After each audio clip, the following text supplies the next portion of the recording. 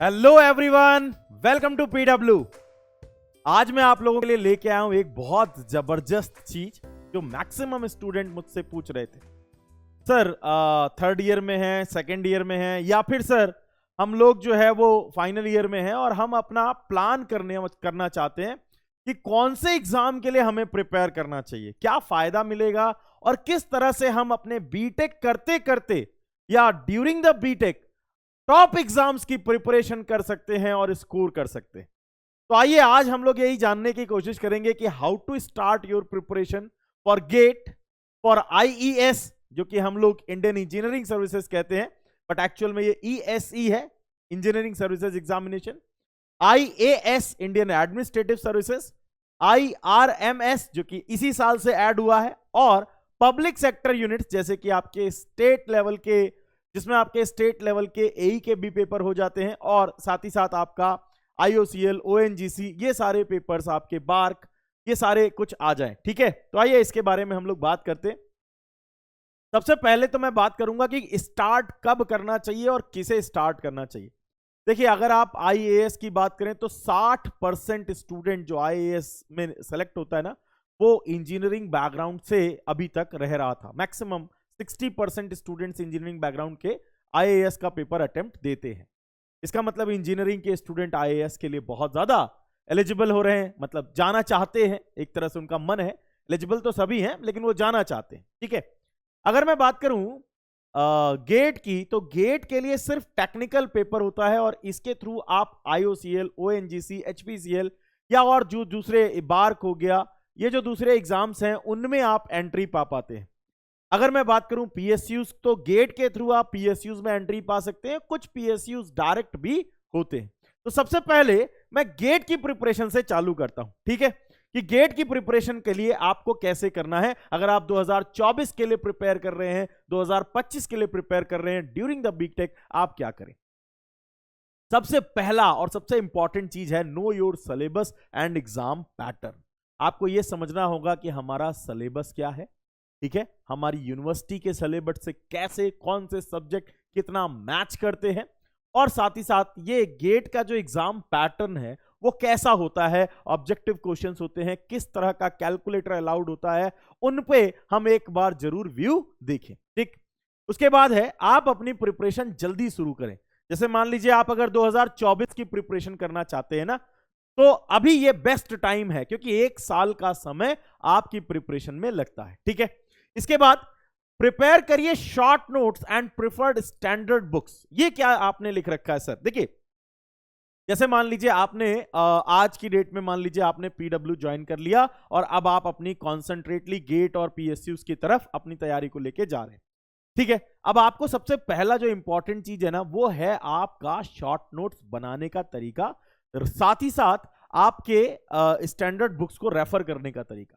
देखिए, बुक्स को पढ़ना बहुत जरूरी है। आप चाहे किसी भी कोचिंग में पढ़ रहे हैं, आपको बुक्स तो देखनी ही है। ठीक है, क्योंकि बुक्स के सॉल्व्ड एग्जांपल्स, बुक्स में लिखी कुछ चीजें जैसे कि थ्योरी ही है, आपको अगर लगता है कि सर मैं क्लास में पढ़ा, मुझे चीजें समझ में आ गई, अब मैं अनसॉल्व्ड क्वेश्चन किसी बुक का रैंडमली चूज करना चाहता हूं, उसके सॉल्व्ड एग्जांपल लगाना चाहता हूं, तो उसके लिए मुझे रेफरेंस बुक्स को फॉलो करना है। ये एडवाइजेबल है, हर टीचर आपको ये बात बोलेगा। ठीक है, शॉर्ट नोट्स क्या है सर? देखिए, एक तो फुल नोट्स होगा, जब आप पढ़ते हो ना तो टीचर डिक्टेट करता है, आप लिखते हो, एक पूरा आपका फुल नोट होता है। जब आप उस फुल नोट्स का रिवीजन करते हो, अब ये रिवीजन क्या है, वीकली है, फिर मंथली है, फिर आपका अगर मान लीजिए आप 1 साल या 2 साल के प्रिपरेशन में तो ईयरली। तो जब आप रिवीजन कर रहे होगे उस समय आप हर बार शॉर्ट नोट्स बनाओगे। शॉर्ट नोट्स बनाने का सबसे बड़ा बेनिफिट क्या होगा, वो एक छोटा सा पेज हो सकता है, आपकी पूरी एक आधी कॉपी या पूरा एक चैप्टर को कवर कर ले। और वो शॉर्ट नोट जब जब आप देखोगे ना, तो आपको रिवीजन किया हुआ हर एक पेज, हर एक पेपर आपके सामने एकदम खुल के आ जाएगा और आपको दिखाई देने लगेगा कि यार इसमें मैंने क्या क्या पढ़ा था।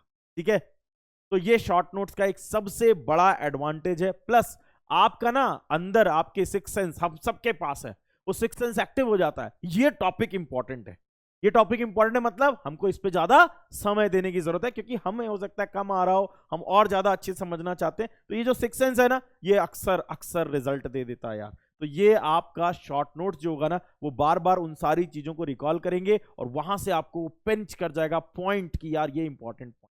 ठीक है, इसके बाद बात कर लेते हैं सेकंड में, practice previous year GATE questions with plenty of test. अब देखो, अगर आप अभी अपनी प्रिपरेशन को स्टार्ट कर देते हो, ठीक है, तो सपोज करो आपने नेटवर्क पढ़ा, फिर आपने कंट्रोल पढ़ा, डिजिटल पढ़ा, सिग्नल पढ़ा, फिर आपने मेजरमेंट पढ़ा, मशीन पढ़ा, पावर सिस्टम पढ़ा, आप एक एक करके सब्जेक्ट पढ़ोगे। एट अ टाइम एक से ज्यादा सब्जेक्ट्स लेना इंजीनियरिंग में मेरे हिसाब से बहुत ज्यादा यूजफुल नहीं है। क्लास 12 तक आपसे कहा जाता था कि 2 घंटे आप जो है वो पढ़ लीजिए एक सब्जेक्ट और फिर 2 घंटे आप पढ़ लीजिए दूसरा सब्जेक्ट, तो थोड़ा सा आपका मन बदल जाएगा। लेकिन यहां पर मैं ऐसा नहीं कहूंगा, क्योंकि आप बहुत मैच्योर हो चुके हो, आपको पढ़ने का तरीका समझ में आ चुका है। यहां पर ना कंटिन्यूअस लॉन्ग सिटिंग आवर्स की जरूरत होती है। तो जब आप लॉन्ग सिटिंग आवर्स की जरूरत को पूरा कर रहे होगे ना, तो उस समय जैसे सपोज करो नेटवर्क आप पढ़ रहे हो, तो बेटर ये है कि आप नेटवर्क ही अच्छे से पढ़ लो, बेस सब्जेक्ट है, बाकी सारे सब्जेक्ट में वो हेल्प करने वाला, ठीक है। फिर आप जब नेटवर्क पढ़ रहे हो तो उसके साथ उसके क्या करो, सबसे पहले तो उसके जितने भी गेट के, ईएस के और आईएएस के पुराने क्वेश्चंस आ रखे हैं उनको आप सॉल्व करना चालू कर दो। अगर आप किसी कोचिंग में एसोसिएटेड हो, सपोज करो आप पीडब्ल्यू में पढ़ रहे हो, तो आपको साथ ही साथ हर रोज की डीपीपीज मिलती हैं, तो डीपीपीज को लगाओ। जितने ज्यादा क्वेश्चन लगाओगे कंसेप्ट उतना ही ज्यादा आपके दिमाग में निखर जाएगा। इसके बाद आता है, अच्छा इसमें फास्ट क्वेश्चंस नहीं लगाने होते, आपको क्वेश्चन समझ समझ के लगाना जरूरी है। जब आप टेस्ट दे रहे हो ना, उस समय आप स्पीड और एक्यूरेसी अपनी मेंटेन करना। टेस्ट कब दिया जाता है? टेस्ट तब दिया जाता है जब आपका सब्जेक्ट कंप्लीट होता जाए, ठीक है। तो एक सब्जेक्ट वाइज टेस्ट हो गया, फिर उसके बाद आप टेस्ट सीरीज ज्वाइन कर लोगे, ठीक है। तो ये एक तरीका होगा। Keep revising what you have studied till date. ये जो डेली रिवीजन है ना, बहुत इंपॉर्टेंट है यार। आज का पढ़ा आज ही, आज का पढ़ा आज ही रिवाइज करूंगा, आज का पढ़ा आज ही रिवाइज करूंगा, ये एक बहुत बड़ा मंत्र है जिससे कि आप कठिन से कठिन पेपर को निकाल सकते हो। इसके बाद मैं थोड़ा सा सिलेबस की बात कर लेता हूं कि सर गेट में और ईएसई में क्या बेसिक सिलेबस डिफरेंस है। तो यार गेट और ईएससी का सिलेबस ऑलमोस्ट पूरा सेम ही है, ठीक है। बस अंतर क्या है थोड़ा सा देखना, एक दो सब्जेक्ट का अंतर है। जैसे अगर आप इलेक्ट्रिकल के हो ना, तो आपको हो सकता है मटेरियल साइंस पढ़ना पड़े, जो कि मटेरियल साइंस आपके गेट में नहीं है, तो एक दो सब्जेक्ट एक्स्ट्रा है, ठीक है। गेट का सिलेबस की बात करें तो ये किसके लिए प्रेफर किया जा रहा है? हायर स्टडीज के लिए। तो इसमें ज्यादा क्या पूछा जाएगा? बेसिक पूछा जाएगा। इसके ऑब्जेक्टिव पेपर आएगा, बेसिक पूछा जाएगा, क्योंकि अगर आपको बेसिक आता है तभी आप हायर स्टडीज में पढ़ पाओगे, है ना। तो ये जो है वो बेसिक लेवल का एग्जाम बनाया जाता है। इसमें आपका एक नॉन टेक पोर्शन की बात करूं तो इंग्लिश और रीजनिंग, ये दो बहुत इंपॉर्टेंट पार्ट हैं जो कि इन्वॉल्व है। अब अगर मैं बात करूं ईएससी के सिलेबस में, तो ईएससी का सिलेबस पूरा का पूरा इंटायर इंजीनियरिंग के सिलेबस को कवर अप करता है, ठीक है। गेट से थोड़े से 2-4 सब्जेक्ट ज्यादा हैं, लेकिन लेवल सेम है। इसमें नंबर ऑफ क्वेश्चंस अधिक आते हैं। फिर अगर आप ऑब्जेक्टिव क्लियर करते हो, कन्वेंशनल में जाते हो, तो जो कन्वेंशनल में क्वेश्चंस बनाए जाते हैं वो थ्योरेटिकल और न्यूमेरिकल आपको दोनों देखने को मिलेंगे। तो आपको इसका पूरा तरीका पता होना चाहिए कि हम कैसे कम समय में ज्यादा क्वेश्चन करें और कन्वेंशनल क्वेश्चंस को कैसे अटेम्प्ट करना है। तो जब आप अपना नोट्स बना रहे होगे उसी समय आपको साथ ही साथ जैसे जैसे सब्जेक्ट आपके कंप्लीट होते जाएंगे, आपको ईएससी के कन्वेंशनल क्वेश्चंस को भी लेके आगे बढ़ना पड़ेगा, ठीक है। ये पूरा एक 1 ईयर का ड्यूरेशन होता है, 1-2 दिन में नहीं निकलता, ठीक है। तो मैं आपको पूरा वो उसके बारे में समझा रहा हूं। इसके बाद एग्जाम पैटर्न की बात करें तो यार गेट और पीएसयू के जो एग्जाम होते हैं ना, वो faster thought process is required. Number of questions अधिक होते हैं, समय कम रहता है, थोड़ा सा जल्दी जल्दी सोचना होता है और कंसेप्चुअल क्वेश्चंस होते हैं। They are less questions, 180 minutes, more than 2.5 minutes per question. ज्यादा थिंकिंग एबिलिटी यहां पर आपकी चेक होती है। Concept application ability along with the concept clarity is required in order to compete in a GATE exam. There is no conventional type paper for GATE. GATE में conventional नहीं है, लेकिन अगर मैं आपको बताऊं ना एनईटी टाइप लगभग कन्वेंशनल जैसा है, बट सिर्फ आंसर मैटर करता है, प्रोसेस से किसी को कोई मतलब नहीं है। लेकिन जब आप ईएससी में जाते हो तो ईएससी में 2 पेपर, ऑब्जेक्टिव और मेंस। इसमें आपका स्पीड की फैक्टर रोल प्ले करता है। More questions, there are more number of questions and less time, okay. Conceptual clarity is required, यहां पर भी वही चीज है, बस यहां पर कैलकुलेशन बहुत ज्यादा इन्वॉल्व नहीं होती। थ्योरेटिकल और साथ साथ जो न्यूमेरिकल भी होते हैं ना, वो डायरेक्टली कंसेप्ट पे बेस्ड होते हुए सॉल्व हो जाते हैं। तो कैलकुलेशन वाला पार्ट बस यहां नहीं होता। Writing practice is required for the IAS conventional paper. लेकिन अगर मैं तैयारी की बात करूं तो अगर मैं इसकी तैयारी कर रहा हूं तो ये खुद ब खुद इन्वॉल्व हो गया। मेरी बात समझ रहे हो ना? ऐसा नहीं है कि तुम ये सोचो कि गेट की प्रिपरेशन कर रहा हूं तो ईएस की क्यों करूं सर। इनके पेपर आसपास होते हैं, सिलेबस बिल्कुल सेम है, थोड़े एक आध सब्जेक्ट ईएससी में ज्यादा है। तो अगर आप गेट की प्रिपरेशन दे रहे हो ना, इसका मतलब आपके पीएसयू और आईएएस भी प्रिपेयर हो रहा है। अगर आप ईएससी को गोल लेके चलते हो तो गेट अपने आप ही कवर हो गया उस गोल में आपके। ठीक है, इसके बाद मैं बात कर लेता हूं कि क्यों देना है।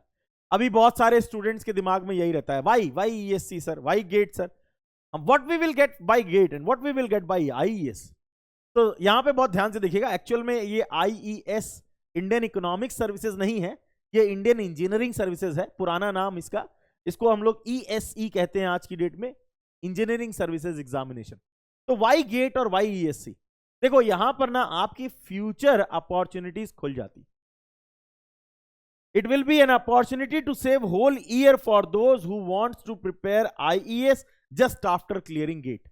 बहुत सारे स्टूडेंट सोचते हैं सर हम ना गेट प्रिपेयर कर लेते हैं, ईएससी को छोड़ो हम नहीं करेंगे। ऐसा करने से क्या होता है, गेट तो क्वालिफाई हो जाता है, बहुत अच्छे मार्क्स भी आ जाते हैं, लेकिन बहुत सारे लोग ना वो जो एक्स्ट्रा थोड़ा सा पोर्शन था या ईएससी की तरफ अलाइंड नहीं होते, जिसकी वजह से ईएससी में उन्हें दिक्कत आती है। तो मैं आपको सजेस्ट यही करूंगा कि अगर आप गेट की प्रिपरेशन कर रहे हो तो गेट प्लस ईएससी आपके लिए ये एक बेटर है कि आप अपने दिमाग में फ्रेम कर लो। सिलेबस में अंतर नहीं, तरीके में अंतर नहीं, सब कुछ ऑलमोस्ट सेम तरीके से जाता है। गेट एग्जाम प्रिपरेशन लगभग 70% of the total preparation required of IES exam cover करता है। तो ये 30% और अगर इसके साथ में ही चलेंगे तो जाहिर सी बात है फायदा ज्यादा होगा। ठीक है क्या? अब आप सिर्फ गेट्स के थ्रू पीएसयूज तक ही लिमिट नहीं रहेंगे, बल्कि आप ईएसई एग्जाम के लिए भी प्रिपेयर हो चुके हैं। आप एक class A officer, gazetted officer बन सकते हैं। Preparation for 2 high level exam almost of same syllabus will help to prepare both exam directly और इनडायरेक्टली। यहां पर मैंने ये बात कहने की कोशिश करी कि मान लीजिए आप गेट की प्रिपरेशन कर रहे हैं, गेट में कितने ही पीवाईक्यूज क्वेश्चन आए होंगे, कम ही आए होंगे। हो सकता है कुछ पीवाईक्यूज क्वेश्चंस लगा भी लिए आपने, लेकिन अभी आपको और नंबर ऑफ क्वेश्चन चाहिए किसी स्टैंडर्ड एग्जाम में आए हुए। तो यार ईएससी और गेट दोनों स्टैंडर्ड एग्जाम है, इनमें जो क्वेश्चंस आते हैं ना, ये क्वेश्चन सही होते हैं। सही होने के साथ साथ इनका कंसेप्ट बहुत तगड़े तरीके से ये कंसेप्चुअली कनेक्टेड होते हैं। तो अगर आप ये दोनों एग्जाम की प्रिपरेशन करोगे ना तो आपका कंसेप्ट और ज्यादा उस सब्जेक्ट का निखर जाएगा, क्योंकि दोनों का सिलेबस सेम है। जब आप ईएससी के कन्वेंशनल लगाते हो ना तो आपको ये दिखाई देने लगेगा कि बहुत सारे गेट में पूछे गए क्वेश्चंस के ऑब्जेक्टिव फॉर्मेट जो हैं वो बहुत प्रीवियस ईयर में पूछे गए कन्वेंशनल के पार्ट जैसे लगेंगे। तो ये आपके लिए एक बहुत बड़ा बेनिफिट एडेड होगा। तो मैं हमेशा सजेस्ट यही करता हूं अपने स्टूडेंट को कि यार not only for gate, go with the gate and IES preparation, that will be more beneficial for you। okay? अब बहुत समय से स्टूडेंट्स को डिमांड थी sir what about railway management services. पहले ईएससी के थ्रू ही रेलवे मैनेजमेंट सर्विसेज में engineering candidates जाते थे, लेकिन बाद में इसे बंद कर दिया गया। फिर गवर्नमेंट ने एक नए तरीके का एग्जाम निकाला जिसको हम लोग बोलते हैं IRMS, Indian railway management services. अब जो ये इंडियन रेलवे मैनेजमेंट सर्विसेज हैं, इनमें अलग से पेपर लेने की बात हुई, लेकिन ये भी हमारे लिए एक एड ऑन है। क्यों? ईएससी का जो पेपर था उससे आप सीपीडब्ल्यूडी और डिफरेंट विभाग में तो जा ही सकते हो, इससे अब आप स्पेसिफिकली अगर रेलवे में जाना चाहते हो तो इसका एक और आपको एडवांटेज मिल गया एक सेपरेट एग्जाम के रूप में। ठीक है, ये एग्जाम क्या है, कैसे करना है? तो देखो यार, इसके लिए ना आपको आईएएस वाली प्रीलिम्स टेस्ट, स्क्रीनिंग टेस्ट जो होती है जिसको सीएससी प्रीलिम्स टेस्ट कहते हैं, उसी स्क्रीनिंग टेस्ट को आपको पास करना है। पेपर 1 और पेपर 2, पेपर 1 सेम वही जीएस का पेपर होगा, 100 क्वेश्चन के पेपर होंगे जैसे आपके इंडियन एडमिनिस्ट्रेटिव सर्विसेज में होते हैं। पेपर 2 सीसैट 80 क्वेश्चंस और 33% इज रिक्वायर्ड फॉर क्वालिफाइंग। आओ जरा बात कर लेते हैं थोड़ा और रिटन एग्जाम के बारे में। ठीक है क्या? जी सर, ये तो हो गया आपका प्रीलिम्स वाला part, almost same as your IAS, same कड़ी, सेम तरीके से आगे बढ़ना। अब आ जाते हैं रिटन एग्जाम के बारे में। तो यार यहां पर मेंस की अगर हम बात करें तो 2 क्वालिफाइंग पेपर हैं, पेपर 1 और पेपर 2। ये इंडियन लैंग्वेज के पेपर होंगे, आप अपनी लैंग्वेज यहाँ पे चूज कर सकते हो, और साथ में आपका इंग्लिश का पेपर एक होगा 300 मार्क्स का, ठीक है। इसके बाद पेपर्स फॉर मेरिट, ये आपके गिने वाले मार्क्स हैं जो गिने जाएंगे। ऑप्शन 1 और ऑप्शन 2 250 मार्क्स के ये पेपर हैं, और इनमें आपको बेनिफिट क्या मिलने वाला है, आप अपनी इंजीनियरिंग ब्रांच को ऑप्ट कर लोगे। तो चूंकि आपने गेट और ईएस की प्रिपरेशन करी, तो आप टेक्निकल यानी ये वाला पोर्शन तो आपका कवर्ड हो गया। मेरी बात समझ गए? अब कहानी कहां बची? आपने कहा सर एक तो ये क्वालिफाइंग मार्क्स वाले मेन पेपर की, और दूसरी सीसैट की कहानी बची। कम से कम इसके लिए अब मुझे दोबारा कुछ भी करने की जरूरत नहीं, ये इंजीनियर्स के लिए एकदम वरदान टाइप, ठीक है। तो इसमें आपको 100 मार्क्स के पर्सनालिटी टेस्ट होता है फर्दर, जो आपका रिटन और पर्सनालिटी टेस्ट मिला के आपके क्वालिफाइंग मार्क्स आएंगे, ठीक है। List of optional subject in IRMS. IRMS में आप कौन कौन से सब्जेक्ट ऑप्ट कर सकते हो? तो देखो, एक तो सिविल है, मैकेनिकल है, और यार इलेक्ट्रिकल इंजीनियरिंग। तो इलेक्ट्रिकल इंजीनियरिंग जो है, अगर आपकी कोई दूसरी ब्रांच भी है तो आप इसी ब्रांच को ऑप्ट करके आगे प्रोसीड कर पाओगे। इलेक्ट्रिकल इंजीनियरिंग आपके लिए इजी पड़ने वाली है। अगर आप मैकेनिकल के स्टूडेंट हो या फिर आप सिविल के स्टूडेंट हो तो यू कैन गो अकॉर्डिंगली। यहाँ पे कॉमर्स और अकाउंटेंसी का भी एक पोर्शन है कि अगर कोई कॉमर्स और अकाउंटेंसी से, तो वो अपना आईआरएमएस यानी इंडियन रेलवे मैनेजमेंट सर्विसेज में इस वाले पेपर को ऑप्ट कर सकता है, ठीक है। बहुत बढ़िया। इसके बाद बात कर लेते हैं जब major differences between the IAS and IRMS. Sir मान लीजिए मेरा अल्टीमेट गोल आईएएस है, मैं गेट भी करूंगा और मैं ईएससी की प्रिपरेशन भी करना चाहता हूं, ठीक है जी सर। अगर ईएससी में अच्छे मार्क्स आ गए तो ईएससी में चला जाऊंगा, गेट में अच्छे मार्क्स आते हैं सर, मैं उठ के जो है वो एमटेक कर सकता हूं, आगे जा सकता हूं किसी पीएसयू, अगर मेरा कोई गोल पीएसयू है तो वहां जा सकता हूं। इसके बाद मैंने कहा आपसे आपके पास आईआरएमएस है, जी सर। तो आईआरएमएस के लिए आपको थोड़ा सा पोर्शन और था, वो पोर्शन क्या था? जीएस सीसैट का, और साथ ही साथ आपका ऑप्शनल पेपर, ठीक है। इसके बाद आपने कहा सर अगर मैं आईएएस मेरा अल्टीमेट गोल है तो उसके लिए मुझे कितना और एफर्ट डालना होगा? अगर मैं आज गेट की प्रिपरेशन करता हूं और 4 साल बाद मेरा गोल आईएएस है, तो क्या ये प्रिपरेशन भी काम आएगी?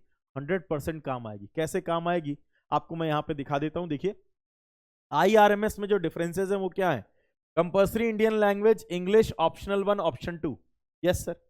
अब यहां पर अगर हम बात करें तो ऑप्शनल 1 और ऑप्शनल 2 तो सेम ही है, सिविल, इलेक्ट्रिकल, मैकेनिकल से आप दे सकते हो, जी सर।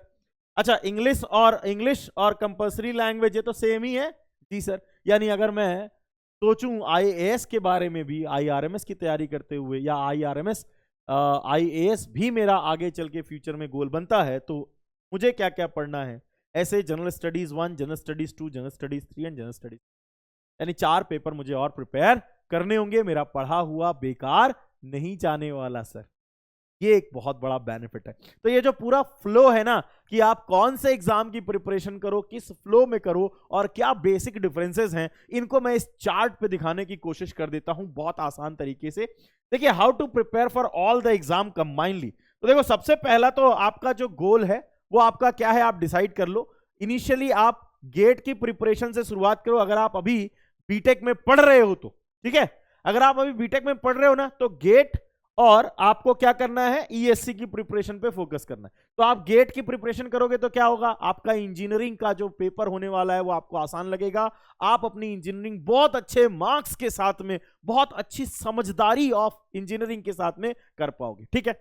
इसके बाद अगर इसमें जीएस जोड़ दिया जाए और कुछ छोटा मोटा सब्जेक्ट जोड़ दिया जाए तो ईएस की प्रिपरेशन हो गई, यानी एक पेपर और कुछ 1-2 सब्जेक्ट हो गया सर, ईएससी भी क्लियर हो गया। जैसे ही मैं बीटेक से बाहर निकला, मेरे पास गेट का बहुत तगड़ा स्कोर कार्ड, और उसके साथ में हो सकता है ईएससी भी क्वालिफाई कर जाऊं, ठीक है। अब ईएससी के बाद अगर आप इसमें देखें तो जीएस, सीसैट, इंडियन लैंग्वेजेस और इंग्लिश। अगर आज आप बीटेक कर रहे हैं और आप गेट की प्रिपरेशन कर रहे हैं ना, तो ये जो आपकी गेट की प्रिपरेशन आपकी इंजीनियरिंग की नॉलेज को बहुत ऊपर ले जाएगी, और उससे आपका ऑप्शनल 1 और ऑप्शनल 2 पहले से तैयार है। ये कुछ सब्जेक्ट्स आपके और हो गए ना, तो आपका आईआरएमएस भी पूरा का पूरा कवर हो गया।